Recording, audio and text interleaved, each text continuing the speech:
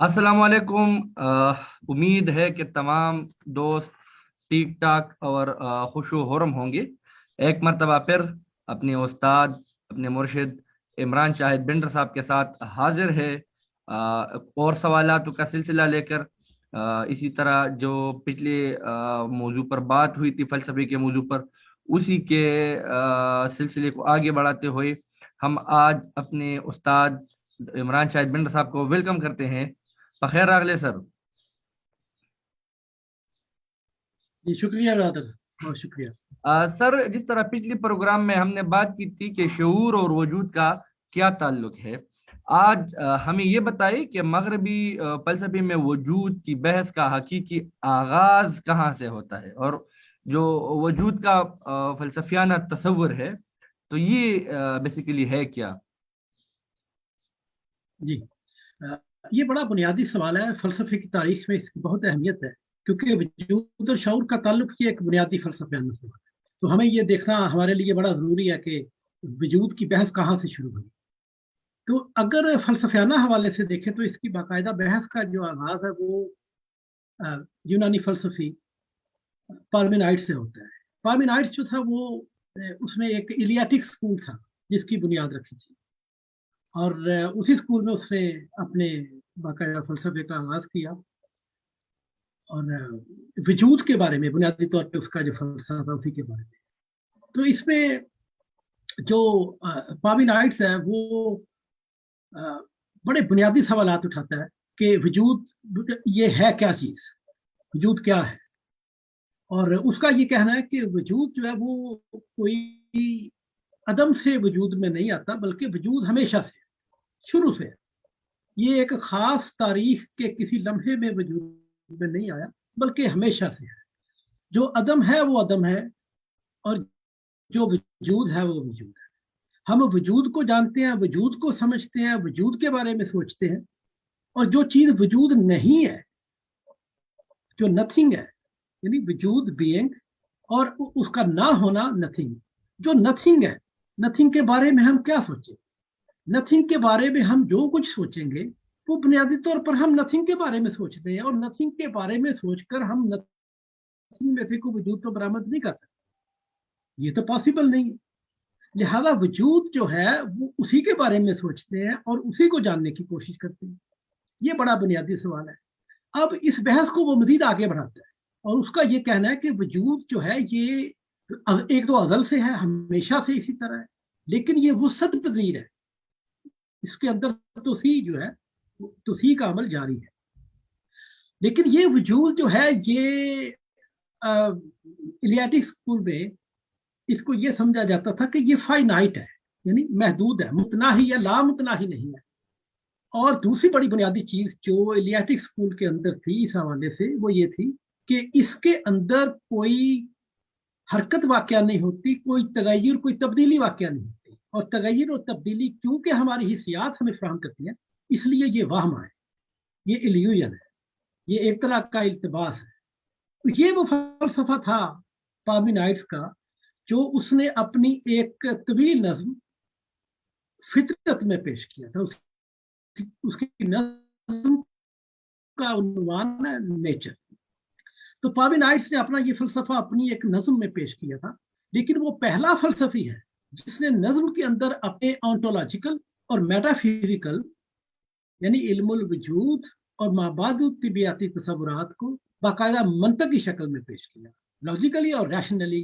क्योंकि उसने हिस्सियात को रद्द कर दिया था, वो ये मानता ही नहीं था कि कायनात के अंदर कोई तब्दीली होती है।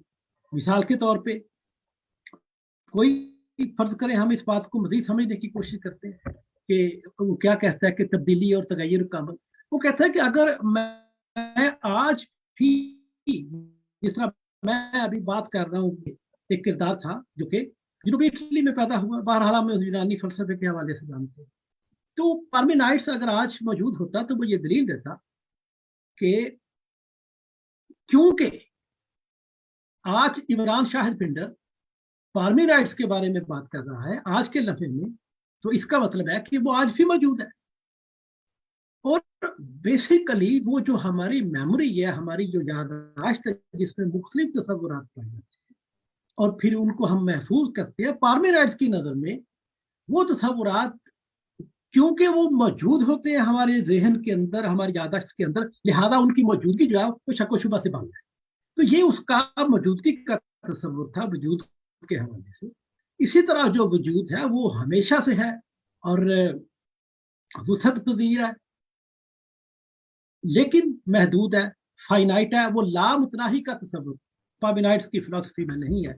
और पार्मेनाइड्स की बहुत ज्यादा अहमियत है, क्योंकि पार्मेनाइड्स ने जो बीइंग का जो कॉन्सेप्ट दिया ऑन्टोलॉजी का और मेटाफिजिक्स का, वो जो तसव्वुर था उसने 2000 बरस यानी हमारी 20वीं सदी तक के जो मुबाहस हैं, खासकर आप देखें हाइडिगर जैसा जो बड़ा फलसफी था उसने भी बीइंग एंड टाइम की इस्तेलाह इस्तेमाल की। लिहाजा बीइंग के जो मुबाहस हैं जो कि पार्मेनाइड्स ने शुरू किए थे, वो 20वीं सदी तक हमारे साथ चले, यानी तकरीबन पार्मेनाइड्स का समय लेके तकरीबन 2500 बरस, पार्मेनाइड्स से शुरू करके तो हाइडिगर तक। और दूसरी जो चीज थी जो बहुत अहम है कि जिन मंतकी जुमरों में या जिन मंतकी मकुलात में पार्मेनाइड्स ने अपना फलसफा पेश किया था, वही जो मंतकी जुमरे हैं और उसमें कदरे किसी हद तक कुछ जो इजाफे किए गए एक बेहतर फॉर्म में कदरे, वो अफलातून ने उनको जब थ्योराइज किया अरस्तू ने, तो वो उसका फॉर्मल लॉजिक बन गया। बुनियादी तौर पे फॉर्मल लॉजिक का जो अमली इजहार था वो पार्मेनाइड्स कर चुका हुआ था अपने फलसफे के अंदर, लेकिन उनकी जब फॉर्म्स बाहर निकाली गई, उनकी बुनतनें तलाश की गई, उसकी डेवलपमेंट का प्रोसेस दरियाफ्त किया गया, तो वो अरस्तू का फॉर्मल लॉजिक उसकी एक सूरत बनी। जी भाई, बहुत शुक्रिया सर। सर इसी सवाल का अगर हम ये कहें सर कि बिकमिंग का वजूद से फिर क्या ताल्लुक है, और ये बिकमिंग की जो कैटेगरी है ये किस फिलोसोफर की दरियाफ्त थी? ये बहुत अहम सवाल है, और ये भी क्योंकि इसी सवाल से जुड़ा हुआ है। ये 3 कैटेगरी आती हैं फिलोसफी के अंदर। पहली कैटेगरी है जिसका आपने जिक्र किया बीइंग की, वजूद की। दूसरी कैटेगरी आ जाती है उसकी बिकमिंग। बिकमिंग भी वजूद के साथ जुड़ा है। बिकमिंग अपने आप में कोई चीज नहीं। जब हम ये कहते हैं कि कोई चीज जो है वो बन रही है, बिकमिंग के प्रोसेस के अंदर है, डेवलपमेंट के प्रोसेस के अंदर है, तो दरअसल वो कोई चीज है, और वो चीज जो है वो बीइंग है, और वो उस चीज के बनने का अमल जो है वो बिकमिंग है, वो एक प्रोसेस है। तो इसका जो खालिक है इस तरह का आप समझ लें, या इस फलसफे का, वो भी कदीम यूनानी फलसफी हिराक्लिटस है, और वो भी 500 वर्ष कबल अज़ मसीह यूनान में पैदा हुआ, और उसने ये फिलॉसफी बाकायदा पेश की, और उसने तो बड़ा कमाल का काम कर दिया। और उसके जो ख्यालात हैं वो फिर इतने आगे चले कि आज तक उनको रेलिवेंट समझा जाता है। और उसमें जो बहुत दिलचस्प बात ये थी कि पार्मेनाइड से उसका फलसफा बिल्कुल एक जनूब की तरफ जा रहा है, दूसरा शिमाल की तरफ जा रहा है। उसने कहा कि दुनिया में ना हरकत है ना तगय्युर है। उसने कहा कि हरकत और तगय्युर के अलावा कोई चीज मौजूद ही नहीं। वजूद के अंदर हरकत और तगय्युर पाया जाता है। चीजें बन रही हैं, खत्म हो रही हैं। एक चीज वजूद में आ रही है, एक चीज खत्म हो रही है। जो वजूद में आ रही है उसका एक बाकायदा जो उसका, अगर मुझे मेरे जहन में आ जाए, उसका एक फिक्र है कि जो फानी है वो लाफानी है, जो लाफानी है वो फानी। अब ये यही डायलैक्टिक्स है। और वो जब अगले मरहले में जाएगी तो वो चीज खत्म हो जाएगी, कोई का अगला मरहला शुरू हो जाएगा। और वो जो चीज जो पहले मरहले में थी वो उसकी निगेशन करेगी और आगे पहुंच जाएगी।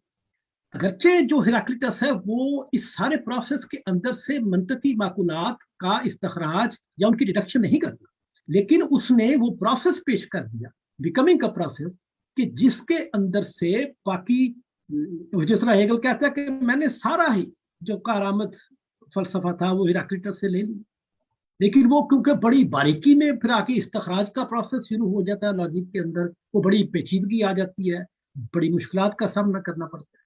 तो हिराक्लिटस बहरहाल इस चीज का बानी है जो सवाल आपने किया कि बिकमिंग का जो फलसफा है उसका बानी हिराक्लिटस है, और बीइंग का जो फलसफा है ओंटोलॉजी और मेटाफिजिकल जो पहलू है उसके वजूद के, एक वजूद है, हम उसी को जानने की कोशिश करते हैं।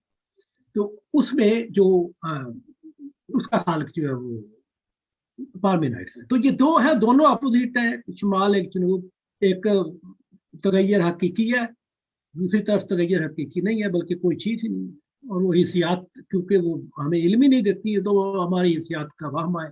क्योंकि दूसरी तरफ, लेकिन दोनों जो चीजें हैं, ये दोनों आप इस पे गौर करेंगे कि दोनों ही जो चीजें हैं ये बेसिकली हमारी अकल से ताल्लुक रखती हैं, हमारी हिसियात से इनका कोई खास मतलब नहीं। ये अकली नताइज है, जो कि यूनानियों का एक वतीरा था कि उन्होंने लॉजिकल और रैशनल आर्गूमेंट की बुनियाद रखी। तो ये उसी का ही एक तसलसल है कि हम आज भी उनको उसी तरह देखते हैं। बहुत शुक्रिया सर। सर तो फिर हीगल के फलसफे में बीइंग और बिकमिंग की माहियत क्या है? जी, ये बड़ा अहम सवाल है, और हेगल ने भी इसको बड़ी डिटेल में ज़ाहिर पूरा लॉजिक बीइंग की, खासकर उसकी जो लॉजिक की पहली किताब है, इंसाइक्लोपीडिया की पहली किताब लॉजिक, और उसका जो पहली किताब लॉजिक की पहली किताब द डॉक्ट्राइन ऑफ बीइंग में ये सारी तफसीलात मौजूद है। अब इन दोनों ने छोड़ दिया था, पार्मेनाइड्स ने बीइंग को छेड़ा और बीइंग की अपनी तरफ से कि मैंने वो मसला हल कर दिया है। लेकिन अभी दोनों के दरमियान जो तजाद था बिकमिंग और बीइंग के दरमियान, वो बहरहाल कायम था, और उसकी तहलील किसी न किसी तरह से करनी थी। और फिर मॉडर्न फिलोसफी के अंदर जब डायलैक्टिक्स कार्टियन फिलोसफी में आती है, तो उन्होंने तहलील की कोशिश की। और उसके बाद जब ये हेगल के लॉजिक की बारी आती है, तो उसने इन दोनों को रेकनसाइल किया कि जो बीइंग है उसके अंदर बिकमिंग का प्रोसेस क्या है, और उसके अंदर जो बीइंग है उसकी माहियत कैसी है, उसकी क्या शक्ल बनती है, और कौन सी लॉजिकल फॉर्म्स उभर कर सामने आती है। जब एक की निगेशन होती है तो उसकी डिटर्मिनेशन होती है, और फिर आगे हम चलते हैं और फिर डिटर्मिनेशन एक अलग कैटेगरी आ जाती है। तो ये फिर सारे का सारा प्रोसेस हेगल ने शुरू किया और फिर बड़ी डिटेल में चला गया। अभी आप देखें कि सेक्शन 86 है, जिसमें हेगल ने कहा कि जो फलसफे का जो हकीकी फलसफा बिगिंस विद एलियाटिक स्कूल, और पार्मेनाइड्स का जिक्र किया बीइंग के साथ। फिर सेक्शन 88 उसी लॉजिक के अंदर 88 में उसमें बिकमिंग का जिक्र आ गया। अब उनके रेकन्सिलिएशन थी, रेकन्सिलिएशन के अंदर बिल्कुल वही। अच्छा, अब इसमें एक बहुत अहम बात यह है कि जब बिकमिंग का प्रोसेस बीइंग के अंदर ज़ाहिर है वो आगे की तरफ है, उसको हम इर्तिका भी कह सकते हैं। इर्तिका, अगरचे हेगल ने ये लफ्ज इस्तेमाल नहीं किया, बिकमिंग का जो प्रोसेस है वजूद की बिकमिंग का, जो कि पहली एक कंक्रीट कैटेगरी है हेगल के अल्फाज में जो बिकमिंग है। उससे पहले बीइंग, प्योर बीइंग, नथिंग, और फिर दोनों की निगेशन, फिर वो बिकमिंग की कैटेगरी, और डिटर्मिनेट बीइंग। दोनों की निगेशन के बाद डिटर्मिनेट बीइंग बन जाता है, और डिटर्मिनेट बीइंग के अंदर दोनों ही चीजें है भी और नहीं भी। तो इसमें जो अहम तरीन नुकता है वो है कि इवोल्यूशन, जिसको हम इर्तिका कहते हैं, और जो हमारे आगे आके तो 19वीं सदी में, 20वीं सदी में जिस तरह ये थ्योरियां डेवलप हुई है, खासकर वो डार्विन की शक्ल में, तो उसमें ये बाकायदा हेराक्लिटस के फलसफे में भी इसको देखा जा सकता है, इर्तिका के तस्वुर को। और फिर आगे जाके हेगेलियन फिलोसफी में बीइंग और बिकमिंग की रेकन्सिलिएशन के दरमियान भी, उनकी मिसालियत के दरमियान भी। तो फिर ये सवाल पैदा एक और हो जाता है कि जो हेगल है वो बाकायदा उसका इस्तेमाल क्यों नहीं करता, इवोल्यूशन का लफ्ज इस्तेमाल नहीं करता, बल्कि वो डेवलपमेंट का लफ्ज इस्तेमाल करता। डेवलपमेंट भी एक बड़ा पेचीदा लफ्ज है, और डेवलपमेंट और इवोल्यूशन के दरमियान भी फर्क है, बहुत बारीक फर्क है। अगर आप कहें तो मैं उसको थोड़ा सा मैं बता देता हूँ कि वो फर्क क्या है। जी जी जरूर जो सर। इर्तिका है वो, इर्तिका है वो बुनियादी तौर पे हजारों करोड़ों अरबों सालों पे मुहित है। मिसाल के तौर पे इंसान बनने से पहले इंसान का सारा अमल, जब वो इंसान बन रहा था तो वो दरअसल एक इर्तिका का अमल था। और जब इंसान इंसान बन गया, और उस इंसान बनने के बाद उसके जो ऑर्गन्स हैं और उसके अंदर जितनी भी तब्दीलियां वाकया होती हैं, वो डेवलपमेंट का प्रोसेस है। मिसाल के तौर पर डीएनए वगैरह, इस तरह की दूसरी चीजें। इंसान का बच्चा, वो भी इंसान है, वो एवोल्यूशनरी प्रोसेस से गुजर चुका हुआ है, लेकिन अभी उसने डेवलपमेंट के प्रोसेस से गुजरना। जो बच्चा है वो एक लड़का बनेगा, लड़का बनने के बाद फिर वो आती, ये उसकी डेवलपमेंट की स्टेज है। तो बिल्कुल यही हेगेलियन फिलॉसफी में है कि जो नेचर है वो एक प्रोसेस से गुजरती हुई तारीखी और समाजी एक सूरत इख्तियार करती है, और ये वो डेवलपमेंट का प्रोसेस है, और डेवलपमेंट की कैटेगरी हेगल ने इस्तेमाल की है। तो ये उसका बुनियादी तौर पे ताल्लुक है कि जो बीइंग है और जो बिकमिंग है, ये दोनों बीइंग और नथिंग एब्स्ट्रैक्ट कैटेगरीज है, और जो बिकमिंग है वो कंक्रीट कैटेगरी है, क्योंकि वो बाकायदा एक पर्टिकुलर फॉर्म को हमारे सामने लेकर, जबकि जो बीइंग है उसके अंदर क्योंकि कोई अभी तक किसी भी खुसूसियत, किसी भी एट्रीब्यूट का हम तयन नहीं कर पाते या अभी तक नहीं किया, लिहाजा वो हमारे लिए एक एब्स्ट्रैक्शन रहती है, एक कंक्रीट रियलिटी नहीं बनती। कंक्रीट रियलिटी बनती है वो बिकमिंग के प्रोसेस के बाद। तो ये दोनों चीजों की जो रेकंसिलिएशन है, उसी पे वो सारे का सारा हेगल का लॉजिक जो है। बहुत शुक्रिया सर। सर, हीगल के यूनिवर्सल, पार्टिकुलर और इंडिविजुअल का पेवर बीइंग, नथिंग और बीइंग से क्या ताल्लुक है सर? जी, ये असल में हेगल बहुत मुश्किलात पैदा करता है अपने क़ारीन के लिए, लेकिन एक बार उसके लॉजिक का और फिलॉसफी का जौहर जब पकड़ा जाता है, गिरफ्त में आ जाता है, तो फिर कोई खास मुश्किल पेश नहीं आती। अभी ये जो कैटेगरी हमने बीइंग की बात भी, आपने यूनिवर्सल, पार्टिकुलर और इंडिविजुअल की बात की। जो बीइंग है एब्स्ट्रैक्ट फॉर्म में वो यूनिवर्सल है, जो नथिंग है वो पर्टिकुलर, क्योंकि नथिंग जो है वो बीइंग की निगेशन है। और बीइंग क्या, बीइंग बेसिकली आइडिया का बीइंग है, और आइडिया के अंदर जितनी देर तक एक कंक्रीट फॉर्म नहीं होगी वो एब्स्ट्रैक्शन में रहेगा, और जब तक वो एब्स्ट्रैक्शन में रहेगा वो यूनिवर्सल रहेगा, और जब तक वो एब्स्ट्रैक्शन में रहेगा उसकी निगेशन लाजमी करनी पड़ेगी ताकि उसको उसका पर्टिकुलर दिया जा सके।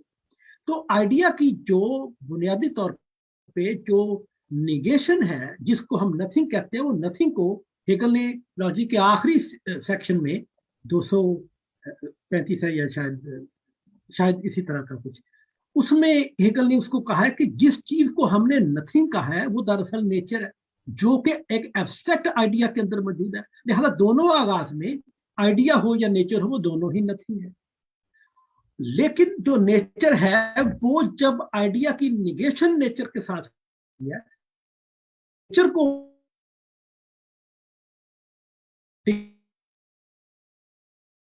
कह दी,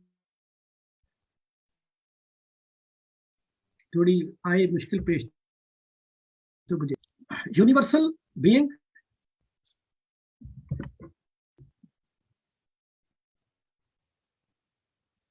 और नथिंग या नेचर उसकी पर्टिकुलर फॉर्म, और फिर दोनों की निगेशन और डिटर्मिनेट फॉर्म में आ जाना उसका इंडिविजुअल कहलाता है। और यही हेगेलियन फिलॉसफी है।